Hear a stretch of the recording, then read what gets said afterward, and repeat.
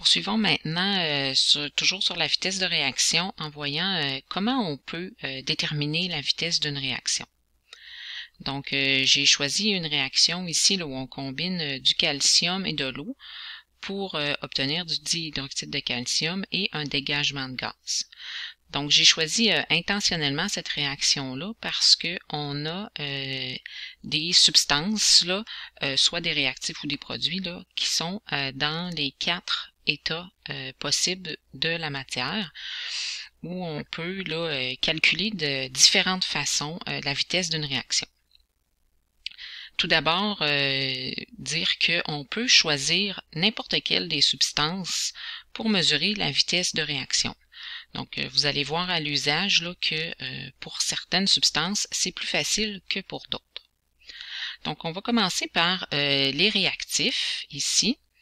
Donc, on se rappelle que pour les réactifs, la formule générale qu'on va utiliser, c'est que la vitesse est égale à la variation de la quantité de réactifs sur le temps que ça a pris pour que la réaction soit complétée. On met le symbole de valeur absolue pour rendre la vitesse positive. Donc, dans l'exemple qui nous intéresse, bien, on va commencer avec le carbone qui est à l'état solide. Donc, quand on a, que ce soit un réactif ou un produit là à l'état solide, bien, la première chose qu'on peut mesurer, évidemment, c'est sa masse. Donc, dans le cas des réactifs, bien, à l'aide d'une balance, on peut tout simplement peser la quantité de réactifs. Donc, c'est ce qu'on fait en laboratoire, toujours quand on fait n'importe quelle réaction. Donc, on détermine la masse de notre réactif.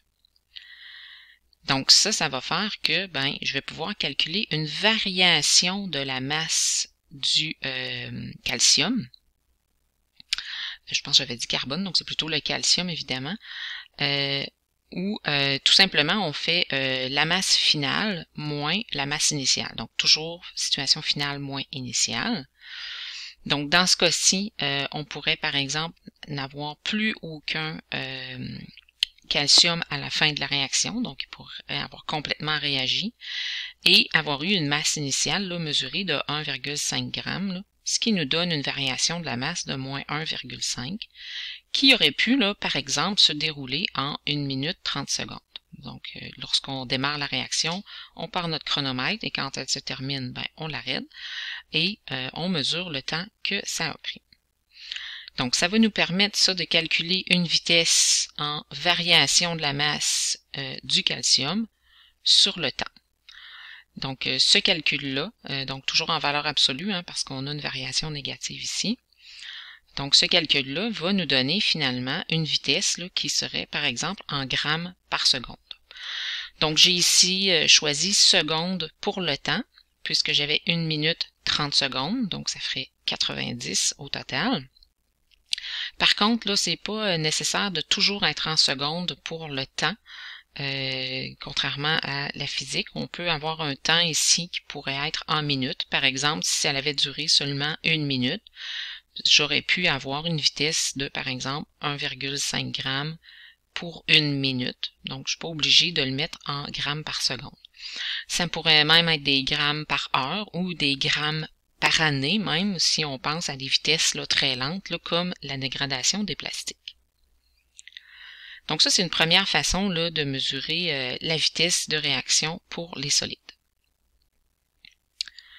Une deuxième façon, toujours en passant par la masse, mais on peut transformer la masse évidemment en nombre de particules, donc c'est-à-dire en nombre de moles. Donc pour trouver le nombre de moles de calcium en jeu, bien sûr on a besoin de la masse, donc qui était de 1,5 g. Donc notre masse ici de calcium de 1,5 g, ben, on peut la transformer en nombre de moles, donc tout simplement en faisant la masse divisée par la masse molaire, et on va faire le rapport au temps, le même temps qu'on avait tantôt. Donc, ce qui va nous donner la formule suivante ici, où la vitesse de réaction devient une variation du nombre de moles de calcium sur le temps. Donc, on doit à ce moment-là quand même avoir comme point de départ la masse, mais on va la transformer en nombre de moles avant de la diviser par le temps. Donc, à ce moment-là, on va obtenir une vitesse en moles par seconde, dans ce cas-ci parce qu'on avait choisi le temps en secondes, plutôt qu'une vitesse en grammes par seconde. Donc, c'est les deux façons qu'on peut utiliser pour déterminer la vitesse de réaction lorsqu'on a soit un réactif ou un produit en phase solide. Donc, les deux seules façons de mesurer la quantité de matière, ça va être en déterminant la masse ou en transformant cette masse-là en nombre de particules. Donc, soit en grammes par seconde ou en moles par seconde. Donc, il n'y a pas d'autre façon pour l'état solide là, de mesurer la vitesse de réaction. Donc, si je prends mon deuxième réactif ici, qui est en phase liquide, bien, pour les réactifs ou les produits de toute façon en phase liquide, je peux, comme pour les solides, mesurer la masse et transformer cette masse-là en nombre de particules. Donc, je peux faire la même chose pour les liquides. C'est un peu plus complexe de mesurer la masse, par contre, parce que comme c'est un liquide, je dois faire une différence. Là. Donc, mon liquide, au départ, je dois mesurer un contenant vide, un contenant plein, et soustraire pour avoir la masse là, de ma quantité de réactif initial.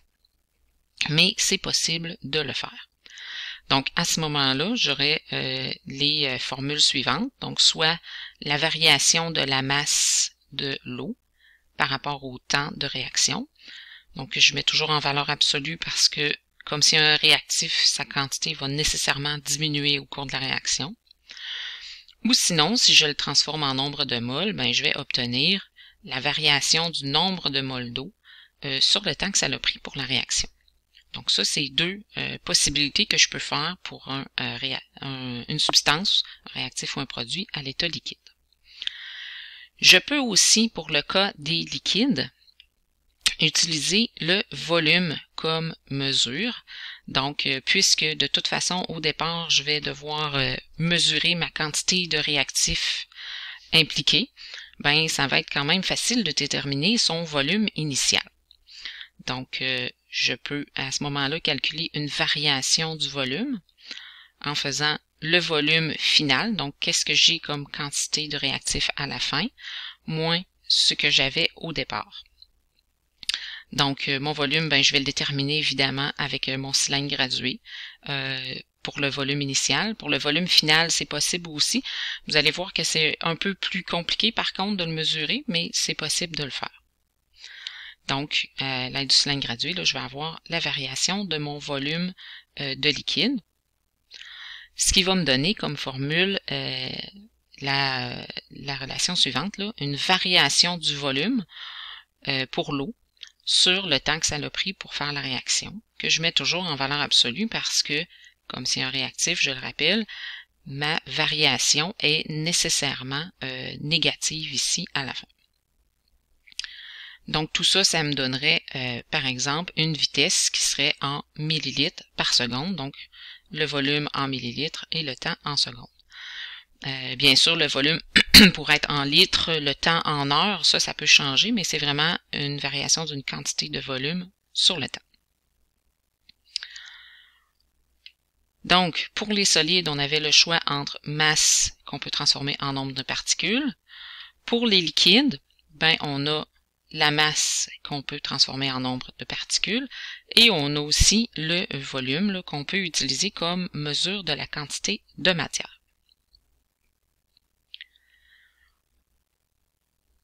Du côté des produits ici, on a une substance en phase aqueuse et une substance en phase gazeuse. Donc, on va utiliser la formule la variation de la quantité de produit sur le temps. Donc, essentiellement, la même chose que pour les réactifs, sauf que la quantité de produit formée est nécessairement positive, donc on n'a pas besoin de mettre la valeur absolue. Donc, du côté des produits ici, on a une substance en phase aqueuse. Donc, la substance en phase aqueuse, la seule chose que je vais pouvoir mesurer dans ce cas-ci, c'est sa concentration. Donc, la concentration je vais pouvoir la mesurer avec des instruments comme par exemple un pH-mètre qui va m'indiquer le pH de la solution, ou avec un spectrophotomètre là, qui est un appareil là, qui détecte les substances en solution. Donc, par exemple, on pourrait avoir une variation de la concentration de CaOH 2 fois, donc dihydroxyde de calcium. Donc, vous voyez ici le symbole d'intervalle que vous voyez en mathématiques. Ce symbole-là signifie concentration. Donc, j'ai ici variation de la concentration de dihydroxyde de calcium. Donc, évidemment, comme c'est une variation, on va prendre la concentration finale moins la concentration initiale. La concentration initiale, bien évidemment, comme c'est un produit, bien, au départ, je n'en avais pas du tout, donc c'est 0 mol par litre. Et la concentration finale pourrait, par exemple, être de 0,1 mol par litre. Donc, on a une variation ici de 0,1 mol par litre. Donc, quand on va y aller en variation de concentration, c'est toujours des moles par litre qu'on va utiliser et non pas, par exemple, des grammes par litre ou des concentrations en pourcentage. Donc, on va vraiment y aller en concentration molaire. Donc, au niveau du calcul, ça nous donnerait, par exemple, variation de la concentration sur le temps. Ça donne donc des unités en mol par litre seconde. Donc, concentration mol par litre divisé par des secondes. Donc, ça donne cette unité-là là, de mol par litre seconde. Donc, solide et liquide. Donc, solide, masse et nombre de moles. Liquide, masse, nombre de moles ou volume. Pour tout ce qui est en phase aqueuse, seulement la concentration. Donc, on peut mesurer la quantité de matière seulement en mesurant les concentrations initiales et finales. Donc, il nous reste à parler des gaz. Donc, pour les gaz, on va voir qu'on peut faire vraiment toutes sortes de mesures. Donc, dans le cas d'un gaz, on peut mesurer la masse de gaz, qu'on peut transformer en nombre de particules. On peut également mesurer le volume de gaz produit, par exemple en recueillant le gaz dans une burette, ce qu'on va faire éventuellement en laboratoire. On peut mesurer ou calculer une concentration également. Donc, ça va nous donner différentes possibilités, variation de la masse de H2 sur le temps, ou bien variation du nombre de moles de H2 sur le temps, donc on peut mettre en lien les deux ensemble. On peut avoir une variation de volume, on commence à 0 ml et on termine par exemple à 25 ml de H2 sur le temps. Ou bien, on peut avoir une variation là, de la concentration ici de H2 sur le temps. Donc, on peut faire ces 4 éléments-là. Et on peut même en faire un 5e pour les gaz. Donc, à ce moment-ci, pour ma substance en phase gazeuse, bien, je peux mesurer une variation de la pression du gaz. Donc, au départ, la pression est de 0 parce que je n'ai pas de gaz. Et à l'aide d'un manomètre, là, je pourrais, par exemple, mesurer sa pression finale, ce qui donnerait, par exemple, une variation de la pression. Par exemple, si je mesure une pression finale de 75 kPa, moins 0, donc une variation de 75 kPa sur un certain temps.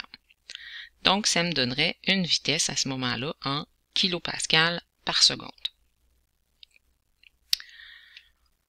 Donc, pour les gaz, c'est 5 façons différentes de mesurer la quantité de gaz là, au cours de la réaction. Donc, si je reviens à ma réaction de départ, ben là, on peut mesurer la vitesse de cette réaction-là de toutes ces façons-là possibles.